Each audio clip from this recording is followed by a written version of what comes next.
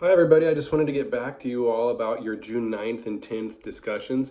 I finished grading them all and I was so impressed with all of your responses and your substantive comments to each other's posts. Basically every response was so insightful and incisive. I really enjoyed reading them, and I felt like I was really enriched by the discussion you guys were having.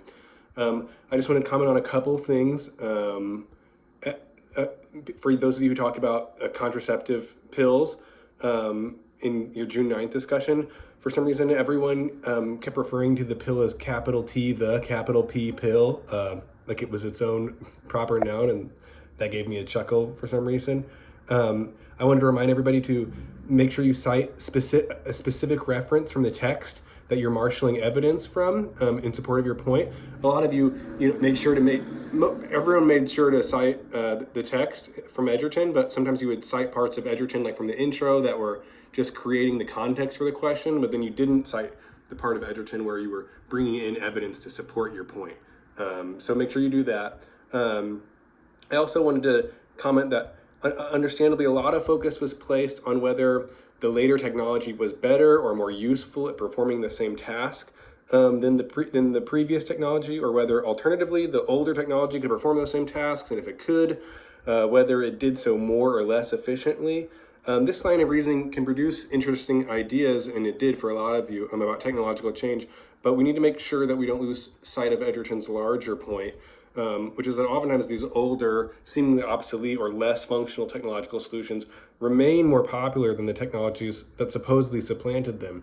And we need to interrogate why that is, and keep in mind that can be for a myriad of reasons, social, cultural, economic, but not just technical reasons. So a lot of you are sort of focused on comparing the technical qualities of the older technology and the newer technology. And that's important consideration to make, but I also want to remind you to keep your eye on other kinds of reasons why technologies might supplant previous technologies, or might not as successfully supplant previous technologies as we might expect them to. And those could be for all different kinds of reasons. About the June 9th, or about the June 10th discussion about the name of the rose, and Luther's vernacular, vulgar even, translation of the Bible. I wanted to, make sure we all, were asking, interrogating why people might speak about social media or the internet the same way that Dietenberger spoke about Luther's vernacular Bible.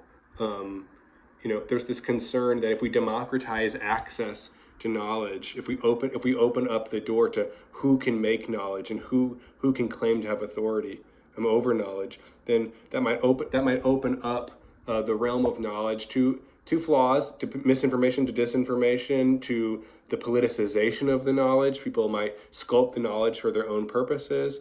A counter argument to Dietenberger or to the abbot and the name of the rose might have been that the Catholic Church was sculpting the Bible in its own presentations of the Bible, that it wasn't publishing some pure, unadulterated version of the Bible straight from God's lips, that in fact, especially the Old Testament portion of the Bible, written in Hebrew, was passed on. Many parts of that Old Testament Bible were passed on as oral tradition through the priestly class of Levi among the Hebrews for many, many generations, sometimes centuries before they were written down.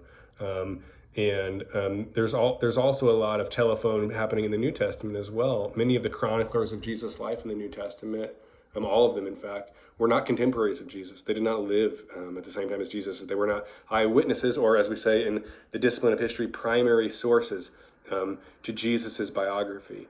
They were, in fact, recipients of an oral tradition, a set of stories about Jesus passed down by Jesus's followers.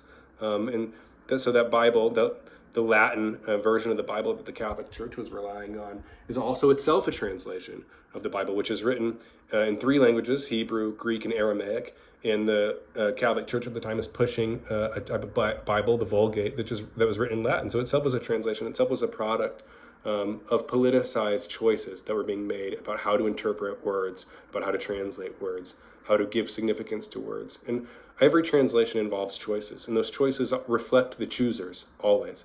And the Catholic Church, of course, has its own history of politicization and personalization. And so that's a potential counterpoint to make to Dietenberger, or our fictional abbot. And I think there's also other important distinctions to make between equating social media with Luther's or any vernacular translation of the Bible. For one, Luther is an expert. He's a trained priest, and he obviously can read Greek and Latin. And so Luther creating vernacular translation of the Bible isn't exactly opening up the realm of knowledge to just anybody to alter or manipulate according to their own biases and desires. Opening up the Bible to being translated is still only opening up the Bible to a very narrow set of highly educated elites. I mean, that's an important distinction to make between that and what's happened to the world of knowledge with social media, which has basically democratized access to knowledge production to basically everyone on Earth. And both are comparable in that they're slippery slopes, and both involve a degree of democratization, but the degree of democratization involved with social media is much more extensive than that involved in opening up the Bible to being translated into vernacular language.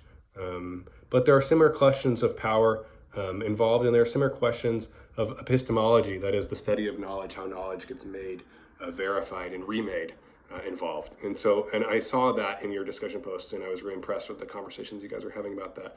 One more note to leave you with, there is a movie version of The Name of the Rose starring Sean Connery, which is very good. It makes her a perfect murder mystery. It cuts out a lot of the more intellectual, exegetical, textual, interpretive questions that the book deals with.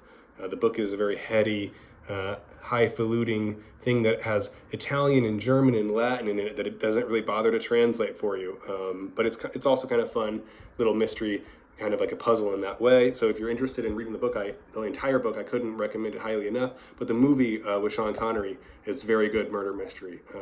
Have a good day. I'll come at you in a couple of days after I've graded your next couple discussion posts. But keep up the good work. I loved reading what you guys had to say, and enjoy the rest of your week.